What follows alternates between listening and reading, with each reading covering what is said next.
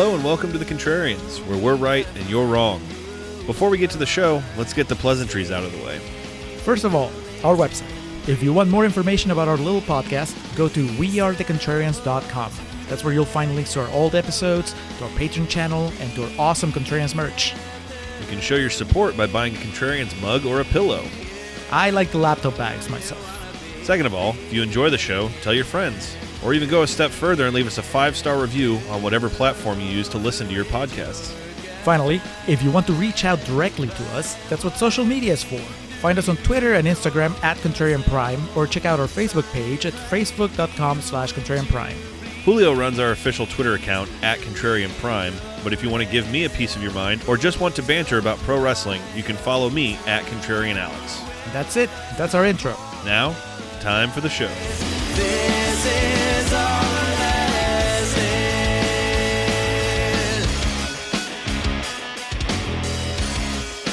And we are recording for Contrarians Corner for Dark Crimes. Hello, and welcome to the Contrarians, where we're right and you're wrong. My name is Alex, joined as always by my friend and my cohort.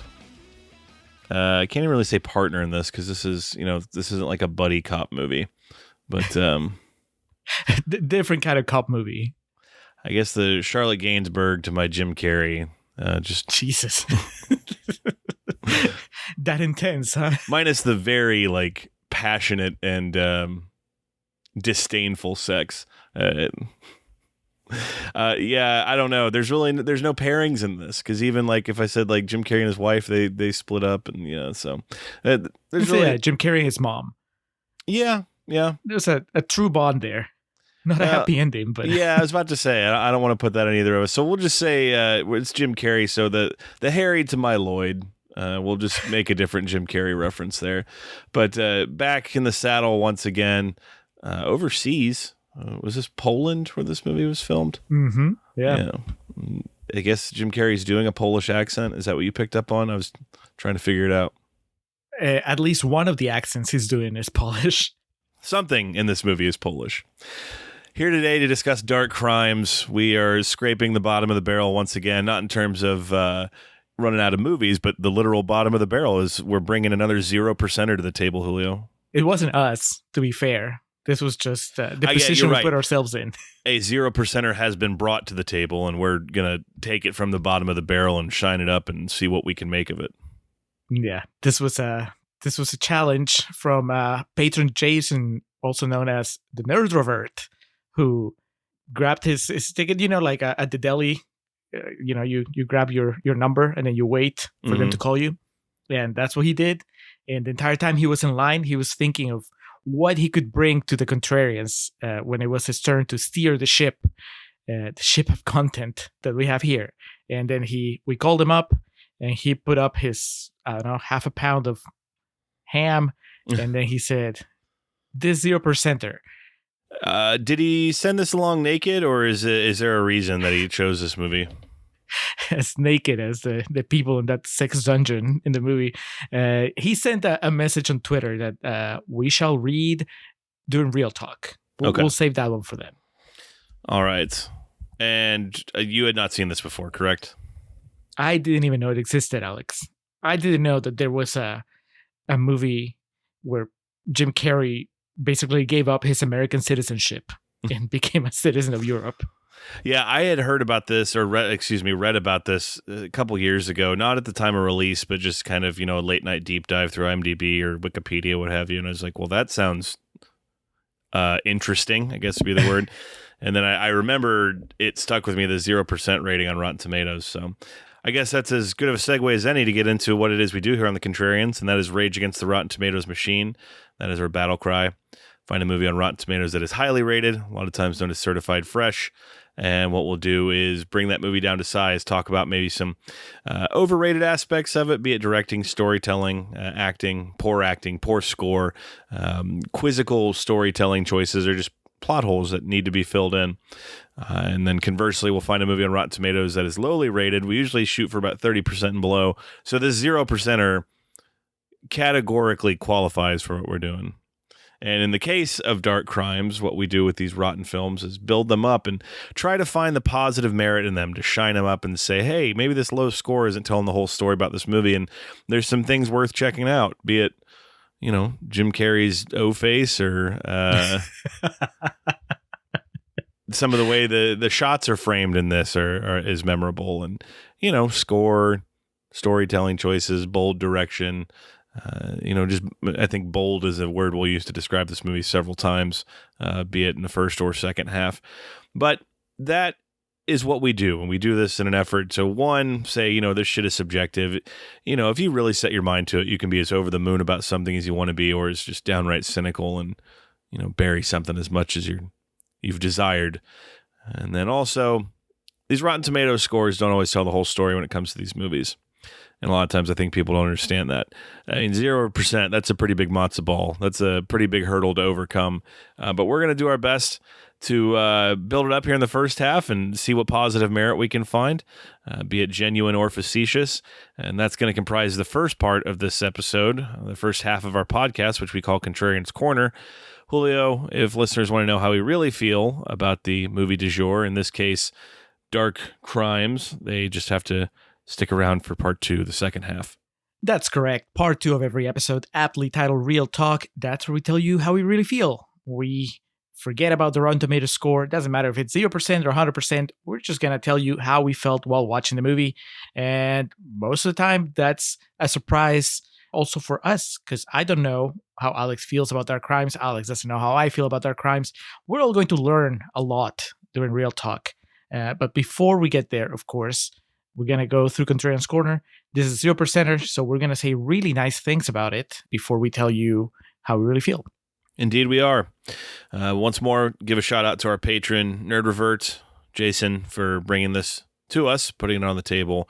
We'll get more into our patron here in the second half, but I want to thank him and all of our current patrons for their continued support. So Julio, 0%, and not just 2 or 3 reviews here. A healthy serving, between 30 and 40, if I remember correctly. And no one really liked this movie. Its reported box office was less than $22,000. Let's, there's theaters of everything together all at once that are going to make more than that, like single showings, depending on, what city it's in and what time of night. But yeah, this was not an appreciated or liked movie. Not even appreciated is the wrong word. People didn't care about this, and a lot of people, I've read some Letterboxd reviews in preparation, and people, I think, hated this movie, and it's an interesting one. So I'm curious to see what crop of reviews you picked for us to go over. Here she had no name. Here she was breast. Do we have to listen to this over breakfast? This is a child's doll. No trace left of anything so human. It's annoying. Switch it off. So, God forbid. I think it's 36 or 37 reviews on Rotten Tomatoes, all green splotches, no red tomatoes there. And man, I wonder how many of these people just went to a free screening, or do you think there's one that was not screened for critics? Did they contribute to the really weak box office that Dark Crimes had? They watch it for free and then shat on it on their websites. Yeah, I would be curious if this even had like a theatrical screening, or if, people just got DVDs mailed to them. What was the red carpet like for Dark Crimes? I'm sure it was raining. Yeah. All right. We're going to start with Sherlyn Connolly from SF Weekly, who says, Dark Crimes is dank and dreary and no fun. I mean, I'll be disturbed. A movie like this was fun. Yeah. I think that dank and dreary is the right tone. I wonder if just the presence of Jim Carrey front and center in a close-up in the poster is what threw people off. Just set them off on the wrong path just from the beginning. Next, we have a top critic, Owen Gleiberman from Variety. He probably got a free screener. He says, the film's pace never deviates from its hush, deliberate, anticipatory gaze. It's stuck in thriller foreplay mode. Some people, Alex, say that foreplay is the best play of them all. One of this movie really believes in foreplay, or I guess the people that do believe in a really fucking sick and perverse way of foreplay. I think some characters don't bother with foreplay, though. No. Next, Ignatiy Vishnevetsky from the AV Club says, a few words should be said about Carrey's performance. It may be the most dramatic acting of his career, a charmless cartoon of self-repression. I don't know. I haven't seen the number 23, but I haven't either. That was going to be my question for you, because I remember it wasn't the thing like he was super into that. yeah, I've seen the trailer, and just that idea that this is a movie about a man that's obsessed with the number 23. I mean, how can that be less intense than what we get here? I mean, Yeah. regardless of how you feel about Dark Crimes, I don't know. I'll be surprised if you told me that number 23 is not more of it, whether it's good or bad. And now we're going to close with Johnny Oleksinski from the New York Post, who says that this exercise in vulgarity was made at all is shameful. Shame to the filmmakers. Shame.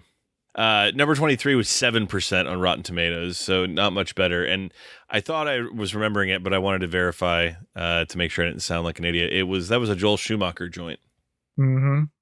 But what you can pick up from that is that audiences don't like, or at least critics don't like, serious Jim Carrey, intense Jim Carrey. Yeah, I was going to say, there was Man on the Moon, which, it's fitting. We're discussing Jim Carrey. And also, if you haven't, go on back. We have an episode on Man on the Moon that was one of our WrestleMania specials. And Julio, I don't know if you saw that Andy Kaufman's getting inducted into the WWE Hall of Fame at WrestleMania this year. And that's nice. Who's going on his behalf? Is it Paul Giamatti? I don't know who's going to accept for him. If I had to guess, Jerry Lawler, the wrestler he had the program with in Memphis all those years back, is going to do it. People are like, should be Letterman.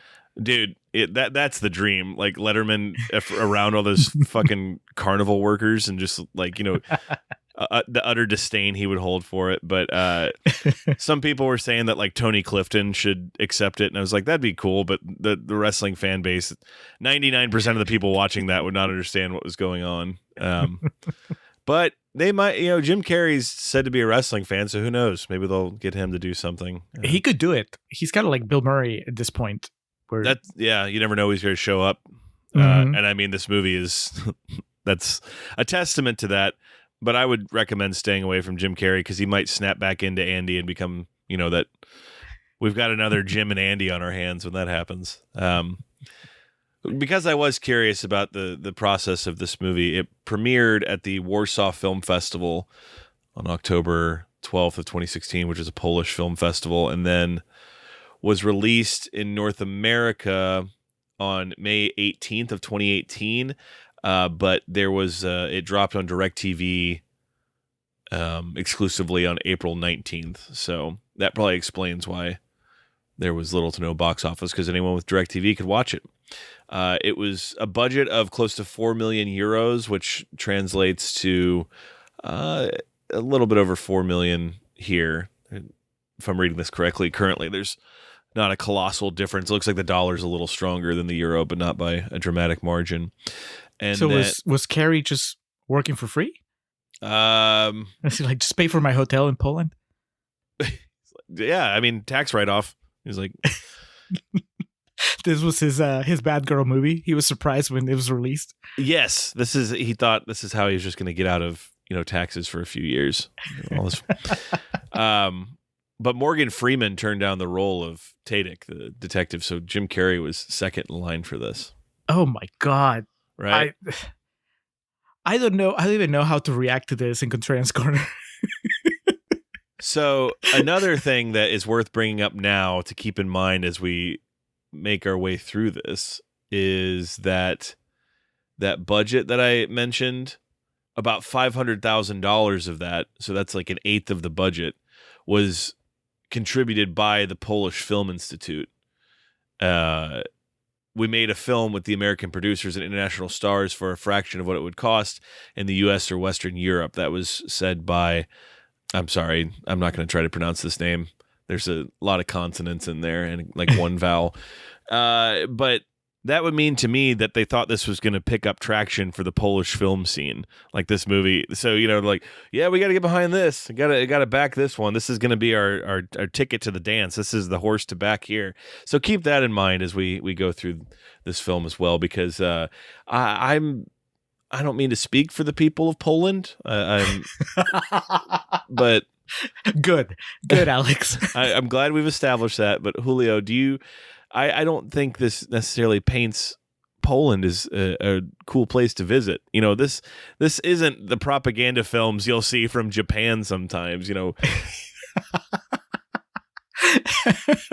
I mean, some people like living on the edge. Just if you're single and ready to mingle, it looks like Poland has a variety of things to offer to you. It doesn't look like you can wear clothes with any color, though. All muted tones. Yes. Well, I think that's like the aftermath.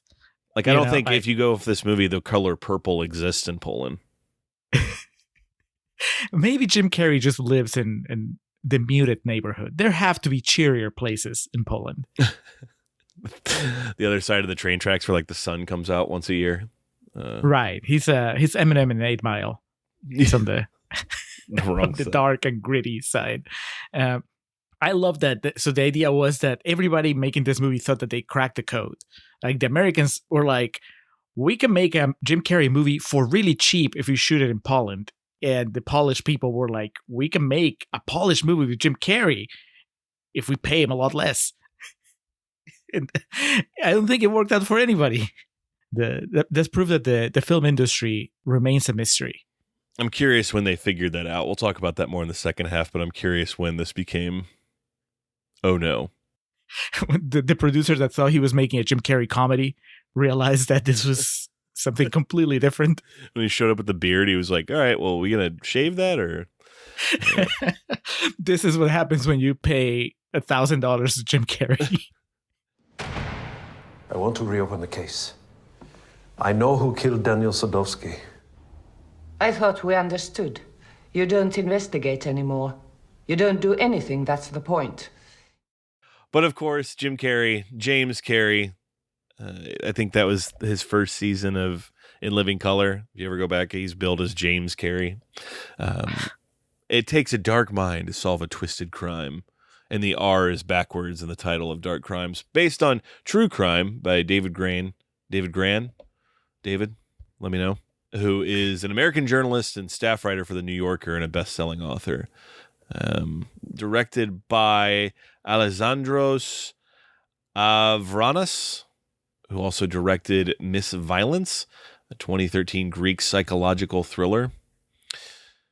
And this was screenwritten, penned by Jeremy Brock, who, quickly going over his filmography here, I'm not familiar with anything else that he's put out.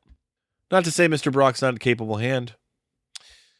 Jim Carrey, Charlotte Gainsbourg is the other big name in this. Martin Zonkus. See the writer? Yes. I mean, in the movie? Kozlov, yeah. But that was it for me. I didn't recognize anybody else in this, did you? No. I barely recognize Jim Carrey. Is that him? A full transformation. He sheds the Jim Carrey-isms. This is his... I think he overdoes what Will Smith did in After Earth. Interesting. He just took a big swerve to show audiences that they don't really know him. You don't know what he's capable of. So, Julio, I think you'll be on the same page with me. If we were talking about the plot of this movie, this part would be 5 minutes, if that. So I think I'm going to go over the synopsis here, and then you and I will just kind of pick through the happenings of the movie and some of the things that stand out. Because tastefully avoiding the hardcore sexual abuse that's peppered throughout the movie. Yeah, I mean, it's gotta be really hard to be funny about that. Yeah, and we can't be. That's I think that when we did Watchmen, we're like, we're just gonna not talk about that because if we're trying to be facetious, there's really no point in something like that. But don't worry, it'll come up in real talk. Oh yeah, it's It's a very simple whodunit type thing. Tadic is a detective who takes on a case involving the murder of a businessman. To his and everyone's surprise, the case is identical to a character's murder in a recently published novel by a man named Kozlov. While the crime appears to be an open and shut case, Tadic discovers a darker secret. So the quickest way, and this, spoilers abound here, looks like he was on this case and it got closed. He wants to open it back up because he feels he's on to something here. And he's given the permission to do so, but, don't do it kind of covertly. Don't let people know you're investigating this because, you kind of embarrassed the force last time. Don't do it again, that scenario. And he gets this man Kozlov and he's determined to pin it on him. Along the way, we meet some other characters, namely Charlotte Gainsbourg, Cassia? Mm-hmm. Cassia. Okay. And she works for a local brothel. The opening stanza of this movie shows us a pretty terrifying depiction of the nightlife scene in Poland. Calling it a brothel is underselling it. Yeah, that's like the end sequence of Requiem for a Dream. Yeah, I thought like the strip clubs I had been to on Bourbon Street were rough, and this has nothing on this. I was actually, I say this jokingly a lot, or hyperbolically, like I was shocked when this movie opened. Like some of the things they show at the very beginning, I was like, holy fuck. There's like a nude woman who's tied to a chair that a guy on the other side of the room is, basically using her as a firing post. And there's like a woman hanging from her arms and legs, and there's a lot of nudity right off the bat. That's pretty shocking, especially because it was on YouTube. I was like, wait, what? Am I in trouble? Yeah. So the first thing that stuck out to me was it is the joke from The Disaster Artist. There's like 6 studios that have their name on this at the beginning. Did you notice that like the signatures for studios just keep coming? Yep. I kept looking up. I was like, oh, we're still doing this. There's Saban Films, Opus Films, Los Angeles Media Fund, Intertitle Films, Rat Pack Entertainment, and then there was a DirecTV logo. I was like, mother of God. And we have my note after that is that was quick, as the opening shot establishes. So Julio, Tadic, Jim Carrey, he wants to solve this case.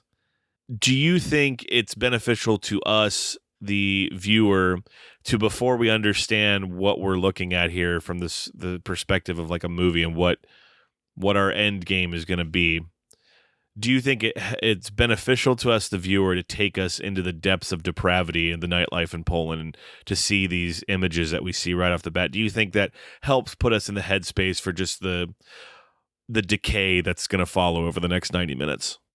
Yes, I think that maybe you don't appreciate it right away because it's just so unsettling. It just jolts you, it rattles you. It's like, I don't know, a minute of just depravity. And then I think the next thing you see is Jim Carrey kind of scouting the area, just waiting in his car, and he has the beard and everything. And from then on, I mean, the movie is punctuated with scenes that are pretty disturbing, but also, for the most part, it's pretty laconic, I guess. Pretty, what's a good word? Like, it's pretty toned down. It's very, to sound extremely American, it's very European. Just very restrained.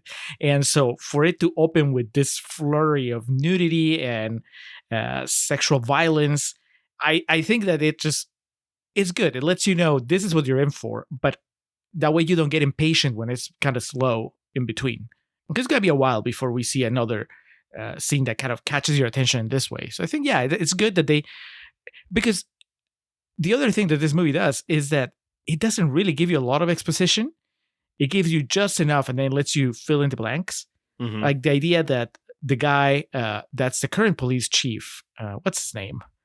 George Berger? Gregor. I have the Gregor. word. I have the phrase Gregor with a question mark 4 times in my notes because yes, he's like this ominous. He's Oz. Like when you eventually figure it out, it's kind of disappointing. That's who he is because you feel like he's going to be this 10-foot tall man. Right. You finally meet him, I think, more than halfway through the movie where he has lines and, interacts with Carrey. But they kind of like give you the breadcrumbs and that he's this guy that is, Jim Carrey wants to get him. he's not even, and not because he's the murderer, but because he's the guy that I guess allowed the investigation to be closed. He's corrupt, and well, that is just one aspect of it. But the entire movie operates like this, like that. I think that they just give you a little bit of information and then they let you figure it out. Just wait until you get the next breadcrumb. And setting up the movie with an opening scene like the one we have here, where it's just this orgy with blindfolded people throughout this sex dungeon. It's kind of reassuring. It's telling you, don't worry, everything is going to be worth it because we're going to get back to this at some point and everything is going to make sense. Did you have that experience though? Did you feel like you were in capable hands as we were going through this investigation? Were you just as I guess determined as Jim Carrey, just sure that there was light at the end of the tunnel? Or were you even more thrown off and kind of unsure what was going on the entire time? I wasn't sure where we were going. I think it was beneficial to begin with that because there's also, we'll just go and get to it. Did you notice you see Gregor in the opening montage? Yes, but I didn't know that was a Gregor. Well, yeah. No, I guess if you're polished, you were like, oh, it's that guy. It's Jim Carrey. Yeah, well, you see Gregor in the opening montage, like, partaking in something that appears to be pretty vile. And that comes back later because I'm like, wait, wasn't that the guy from the beginning? And then, you kind of figure out that he's a bad guy too. Yeah, when this starts, I'm like, holy shit. And then Jim Carrey shows up on the screen. I'm like, it's Ace Ventura. Make me laugh. That was awful. I didn't want to just have seen that. But instead, he has this very plain home life, very American Beauty, eating breakfast with his family. And, pre-workout. This movie, did nothing to help the plight of white chefs and cooks and the stereotypes they deal with all across the world, as there is absolutely no seasoning on the eggs that his wife serves them. And again, eggs are delicate. You can just a little bit of salt and pepper. None of that. I like a little Danos and hot sauce on mine. But anyway, it starts rough, it starts grimy, and it stays that way. There's just like this movie feels like an overcast day where like the air is moist and like wet. And, there's no color anywhere. The leaves are wilting. And so I appreciate that the tone it goes for is that it remains that the entire movie, and it does not ease you into it. It's, beanbag gun to the chest right out the bat. Yeah. Your throat hurts. Your nose is dripping, but you have to go to work. You're out of sick days. Promise I won't die alone. I promise. I am so glad that you brought up Ace Ventura, because I think that that's the key to maybe unlocking the extra pleasures in this movie. And that is, if you imagine that this is a sequel to Ace Ventura, if this is the third Ace Ventura, this is the Logan installment of the Ace Ventura franchise, where Ace, he's older, he's moved to Europe, he's adopted a Polish persona, and he's just lost everything that made him joyous, and because he's still an investigator, but he's graduated. He went from a pet detective to real detective, and life hit him really hard. When you look at Dark Crimes as the dark future of the Ace Ventura franchise, I think it helps you get through the hardest parts of the movie, because you're like, oh, there's that extra connection. It's a that tragic ending that makes the whole story epic. It's the redemption. It's if Ace Ventura 1 and 2 were Batman Forever and Batman and Robin, this is The Dark Knight. This is yes. This is Christopher Nolan's Ace Ventura. Yes. You're waiting for the climatic moment, the triumphant climatic moment where this bearded older Jim Carrey bends over and starts speaking through his butt. But it's very dark and ominous, and just like we found her bound and gagged. She'd been dead for several days by the time we got there. And it's him talking out of his ass with his slacks. Having my notes here, very Heavy Rain aesthetic. Many moons ago, on our After Hours, I talked about the video game Heavy Rain, which I'm a very big fan of, and just a lot of the presentation of this movie kind of felt like that. Alex, did you notice that this movie was produced by Brett Ratner? Well, I wasn't going to bring that up, Julio, but yes, I did. I did notice that. It's the Christopher Plummer thing of, at this point, why bother? But yeah, Rat Pack Entertainment was Brett Ratner's company. I think he might have been in talks to direct at one point in time, but And they're like, please, we want to keep this classy. yeah, we want to keep this pure. We don't want this to be a movie that people will look at several years from now and go, ew. So Tadic, Jim Carrey, gets swept back up in this case, and it's it's his desire to figure this out and solve this.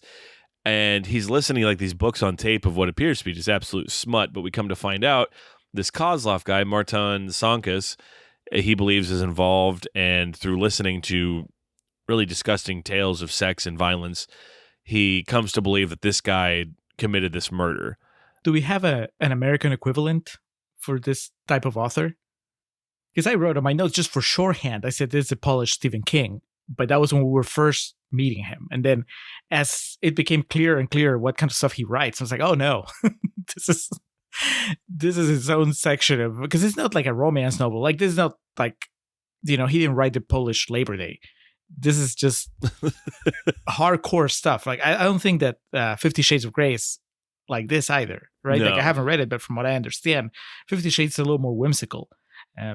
This is just straight up nasty stuff. So this is the type of shit like you would read in Hustler or Penthouse, like that level of detail and like vulgarity. But no, that's not true, because it's not like sex. It's like talking about killing and people dead and right. shit. Yeah. That's why, because, I always thought that Hustler, Playboy, whatever, those are more like wish fulfillment things. Like, yeah. I went and delivered a pizza and suddenly there were 4 cheerleaders on me. This is more like... I went to deliver a pizza and then I murdered someone with my dick. Yes.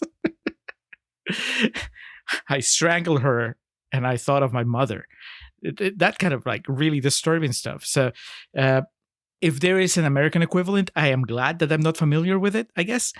But the fact that this is based on a true story instantly had me thinking, okay, so who is it? Mm-hmm. Who was the author? Did this whole thing affect the sales of his books positively? Like, is everybody suddenly rushing to buy the bestseller or now bestseller that allegedly inspired a crime or was a confession of said crime? They never really answer that. But according to the way that the movie depicts him, like, this guy's kind of a celebrity, right? Like, there are reporters waving at him and there's people clapping whenever he walks by. So yeah, and we go to like a press conference he has for something. That's where he gets apprehended.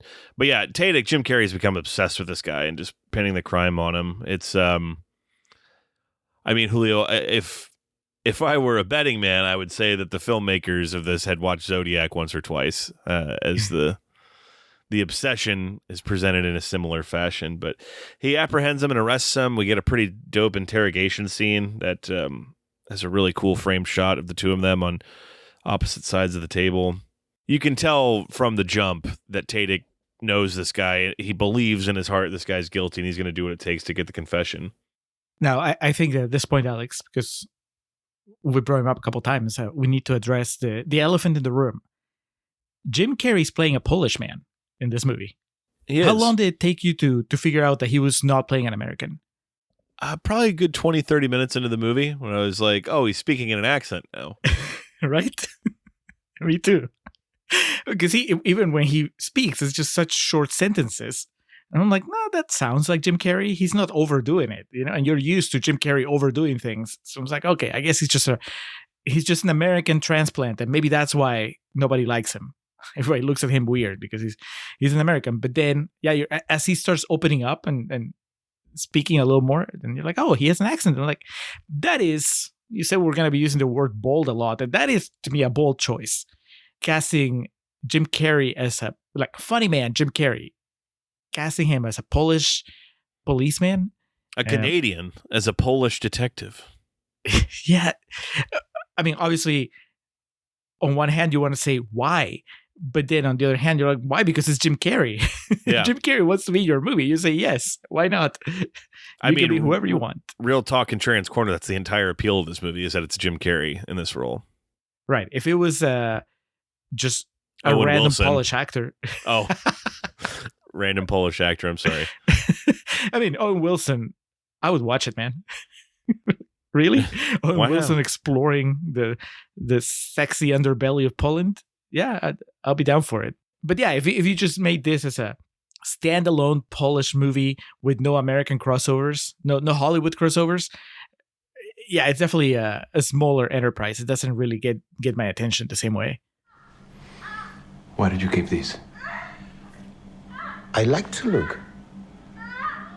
So as I mentioned earlier in the synopsis, the situation is this writer detailed this murder that happened really close to the same time period, almost, to the exact T. And so he believes that makes him guilty. And there is a good line of the writer tells Jim Carrey, if that's what you say, and he like shakes his head no. He's like, no, that's what you say, and points to the literature. It's like, got him. And when is this movie set, Alex? I was a little confused, and I think that was maybe the movie's strategy to throw me off, keep me off guard, because they're talking about downloading like his latest book. Jim Carrey has an assistant, and his assistant is a bigger fan of the author. I guess he follows him, Mm-hmm. and the assistant says that his latest book wasn't even published. He said something like it went straight to streaming, or you could just download it or whatever. But then at the same time, when they go and visit the sex club and they requisition the tapes, all the material there, they're VHS tapes. And I'm sure you saw that because you just anytime that there's old media in a movie, you pop hard. So I do.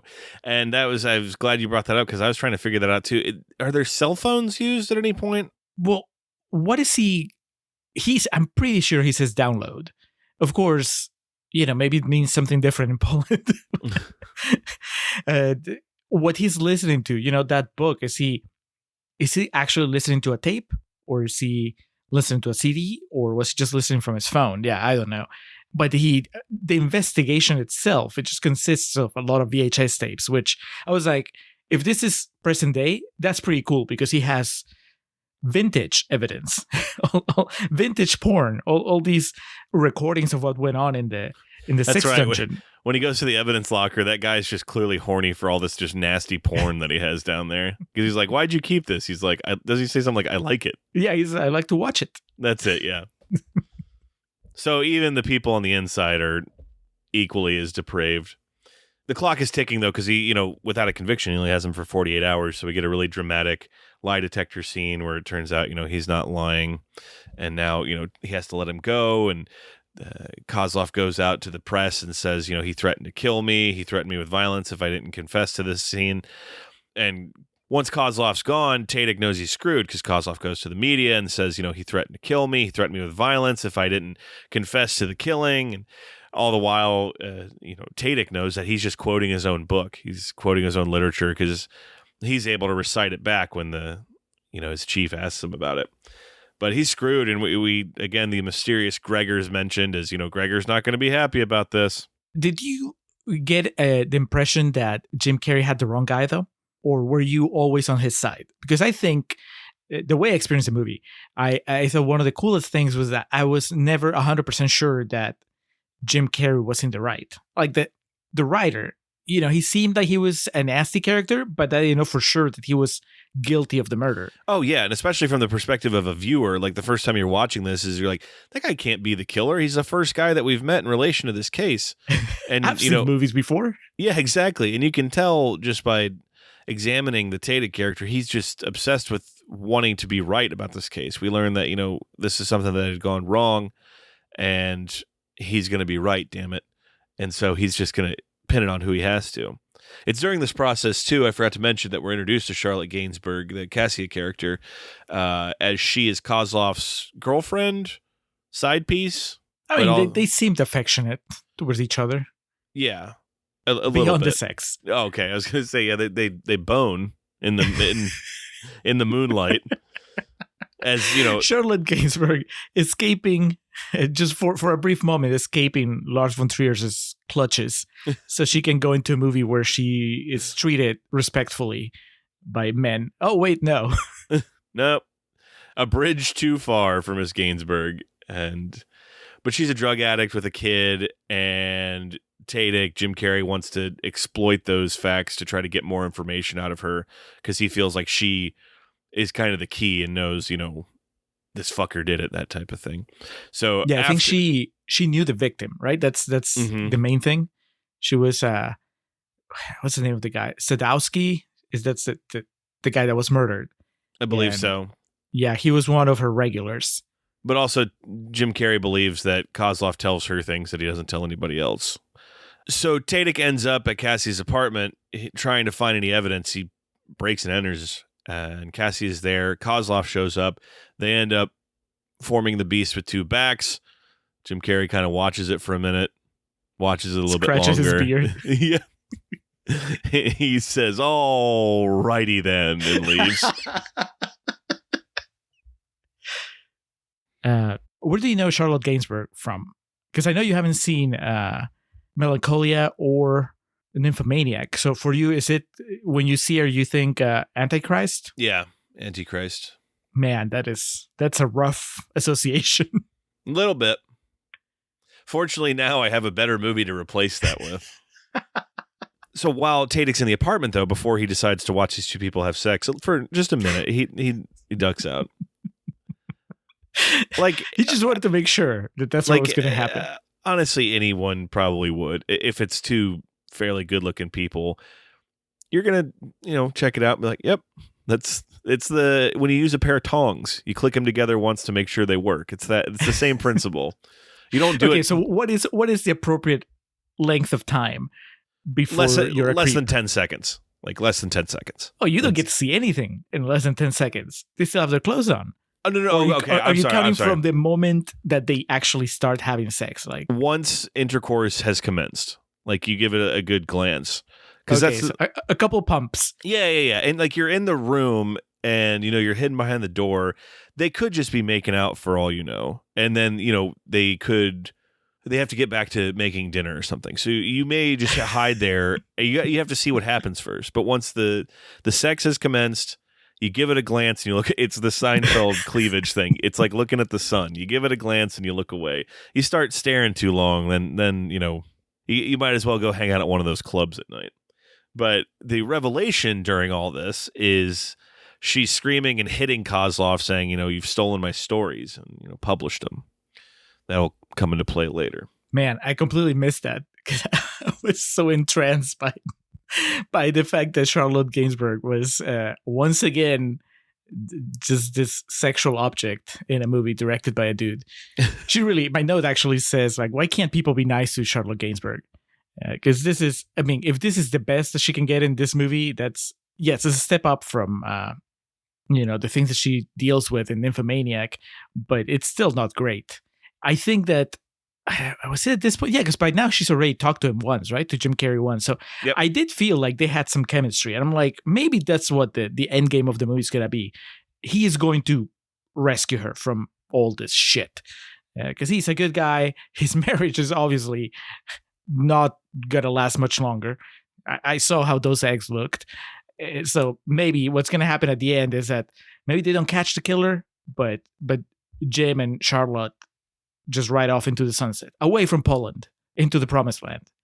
Not quite what happens. Sadly, no. He's getting too close to the fire, though. Tadik notices that he's being followed. There's cars outside of his house, like on routine, same cars. He gets in a chase with one of them, almost gets mowed down by one of them. And this is obviously, he's not wanted on this case. I have my note here. Is that the guy from the beginning? When we're starting to get closer to the Gregor situation. Eventually, Cassie comes to Jim Carrey Tadik for aid, though. It's like, I need help. Brings her daughter with her. And Jim Carrey Tadik's wife says, you take one more step towards her, I'm gone. And he does not think about it at all. He's so obsessed with this case. And also, at this point, he might be smitten with Cassia. But he just... Is this the best acting from Jim Carrey in a movie that's full of great acting moments from him? When his wife gives him this ultimatum, and then he never breaks eye contact with her, but he just reaches towards his coat and grabs it. That, or we need to bring up now, because it obviously will come back here shortly. During all this, we see Jim Carrey Tadik go check on his mother, and yes. Promise that he'll always be there to help her. Swear on your life? Very, very short scene, but, we understand that he loves his mom. But he's so obsessed with this case. He's just like, wife, daughter, peace. Goes with Cassia. Anyone that's seen a movie before knows where this is going. They end up embracing and having sex. And okay, maybe you didn't know exactly where this was going, because I was not expecting the camera to hold on. No. Okay, you expect like a sex scene, or at least like a good passionate kiss. I was pausing for effect, but it's just true. Once you've seen this, you can never unsee it. Please describe. So the kissing and heavy petting begins, and then we smash cut to Jim Carrey's sweaty back and just the tip of his ass crack, just going to town on poor Charlotte Gainsbourg. And then we cut to his face. We cut down to her. He's on top. We're going full missionary here. And she's encouraging him to hit her. So he starts just smacking her. And then Jim Carrey proceeds to climax, and we watch it. We watch the whole thing. Not the actual act of climaxing from the waist down, but his face. The camera just lingers on this. He's sweaty. His eyes are wide, and he comes loudly. And just part of me died.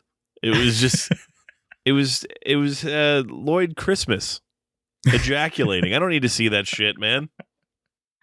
Well, listeners, I look forward to all sorts of memes that you will create with the screenshot of Jim Carrey's O-face in Dark Crimes. Like we joke, and what we just described, though, is as visceral and just bare as it is. It's not funny. It's not. It's not. It is, but it's not Ben Stiller in Something About Mary, or that part is oh.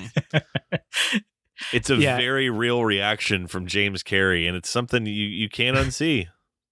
So is this maybe the one moment where it's a problem that it's Jim Carrey? Would it make us laugh if it was just some random actor that we don't know? It's the part that's easily the conundrum of it's Ace Ventura, It's that it's the cable guy having sex. It's hard to not immediately distance yourself, or at least put up a defense because of that. You know what I mean? But it's also what will resonate with you the most. And finally, if you are having any trepidations about committing to this character or this movie, that's the part where it pushes the trash can over the curb and just knocks it over. And it's well, it's here now. No going back. You might as well stick along for the ride. No going back. No, not at all. As much as I will try to for the rest of my life, I will never be able to go back from seeing that. Well, I think it's good too, because it finally gives us something else besides the investigation, right? The investigation was interesting, and obviously we were caught up in the mystery, and we want to know what happened, who killed who, and all that stuff. But now when you have these two characters connect in this way, and it's so different from the other sex we've seen in the movie so far. This one actually seems like it means something. And so now that became my priority. And I joked earlier that I was shipping them from the beginning, but definitely once they have sex, I thought that was for sure what the rest of the movie had as a real plot. It's that's how this guy is going to achieve salvation, not by solving the mystery, but by finding a measure of happiness with this woman who also needs something, beyond what she has right now. So it's good. I think it happens at the right time in the movie, where we just need a little bit of extra meat in the story. So Kozlov eventually comes forward with a confession. He says, "Yeah, I did it." But Tadek is obviously weary. He thinks, why now? A lot unfolds at once, though, and this Gregor character comes back in, and we learn that he is not a good dude. Cassia had been assaulted by him. Was that previously, or was that in real time? Was that something they were trying to cover up, or did that happen contemporaneously with all these other things? I think it's happening at the same time, because they were tailing Jim Carrey, the entire time. So I think that they knew Gregor is the chief of police, and so I think they figured out that he had hooked up with Charlotte Gainsbourg. And I took it as Gregor just seeking retribution for her having an affair, I guess, or showing some kindness to Jim Carrey for going to him for help, whatever. Because she said that they were watching her house as well. So I think that was just Gregor kind of like flexing his power as a way to just stick it to Jim Carrey again. So this comes to light. Tadic doesn't immediately take the statement or the confession, but he does go see Cassia and forces her to sign basically a confirmation document that this is the case. Gregor's out. He's exposed as the evil deviant that he is. New chief of police is put in. Did you catch his name? Peter. I think that's the guy that's being from the sideline secretly cheering Jim Carrey on, telling him that he should continue the investigation. Yes. And so they have it all locked away, or so they think. And Tadic is then informed. I don't know how he missed this, because there's like clearly a lot of literature that backs it up, but that Kozlov was abroad when this murder went down, so it couldn't have been him. He brings us the attention of Peter, and he says, this isn't justice. And he says, fuck justice. What's done is done. This is just the situation we're in, and this is how it's going to stay. Yeah, it's the biggest twist in this movie is that Jim Carrey actually wasn't that great of a cop. He missed the most basic of the checkups. Something that was so simple. Does this guy have an alibi? That's exactly it. Do you have an alibi? Yes, I was out of the country. Can you prove it? Well, here's a newspaper that says so. With this guy, Peter, he has this line where he basically tells him, look, it's too late now. We already said that he's guilty, and that's what people want to hear. People don't want to hear about how you fucked up the investigation. What people want is a bad guy and a good guy. Yep, they want good and evil. Yep, and just be happy with that. And it's almost like the movie is telling you, the audience, that's you're used to that. You're used to just the very clean-cut narratives from, let's say, from Hollywood, and now you're being challenged by European storytelling, and that's why you're unsettled, and you should expect more from your fiction. Jim Carrey doesn't take it well. No, and unfortunately things go from bad to worse because he goes to visit his mom and hasn't been there in a while, and walks in to find that his mom has perished and has clearly been out of the game for several days because the smell overtakes him. And this is the Oscar clip, right? This is where he breaks down against the wall. Mm-hmm. Yeah. It's pretty genius. I mean, be honest with me, Alex. I'll tell you, I completely forgot about his mom. I did too. When he opens the door and he gasps and covers his mouth and then he starts crying, I thought that it was his wife. I thought that he found either his wife or his daughter. I thought like his wife and daughter got killed. That's exactly like my thought process as well. I forgot about his mom. So when it cuts to her, I was like, oh. This is even worse. That has to be intentional. I think that the movie plants the seed of the mom early on, and then, much like with Jim Carrey, it lets us forget about her, and then hits us with this big shock at the very end. It's very effective. What makes you think the murder even happened here? The river has an end and a beginning. Jim Carrey, Tadic here, has nothing left to lose, so he leaks the story to the press that Kozlov was abroad when this murder went down, so it couldn't have been him. He knows his career's over. He goes to see Cassia one last time and says, I just want to know what happened. I just want to know the story. And this is where we learn that, in fact, Kozlov did steal all of Cassia's stories for his literature, or at least in this particular case. And we learn that murder was actually committed by Cassia because the man was a sadist and went a bit too far a few times with her. And on one particular evening asked to be strangled, and she just didn't let go. But she details some pretty horrifying things, pretty graphic things along the way. But this is all from the perspective of this is a first person's perspective for Tadic. So our eyes are being penetrated by the glare of Charlotte Gainsbourg as she tells us this whole story. And it's quite unsettling. And she lets us know it was her. It was me, Austin. It was me all along. She gets up. She walks away. We see Jim Carrey just crestfallen on the couch, and then roll the credits. Cut to black. That's how you make your movie under 90 minutes. It's true. I guess under 100. But yeah, that's maybe the best part of the movie. She hits him with this, and then we finally cut to the counter shot. And Jim Carrey, who was at first sitting forward, now it's almost like he's falling apart on the couch, just completely destroyed by this information. Then she gets up, walks out of frame, cut to black, end credits.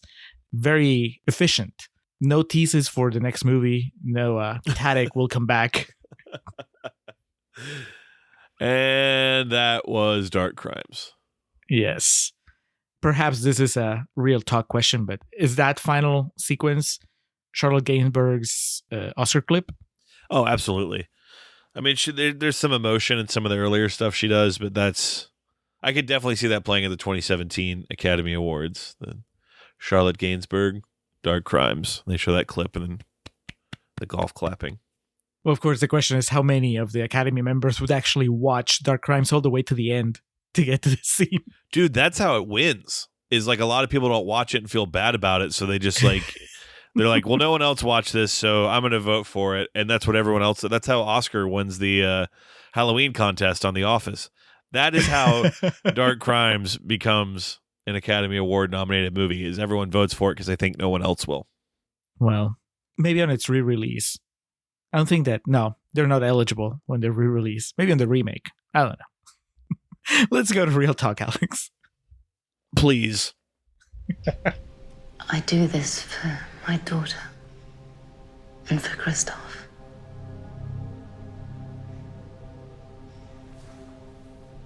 This is the only family I have. And nothing is going to get in its way.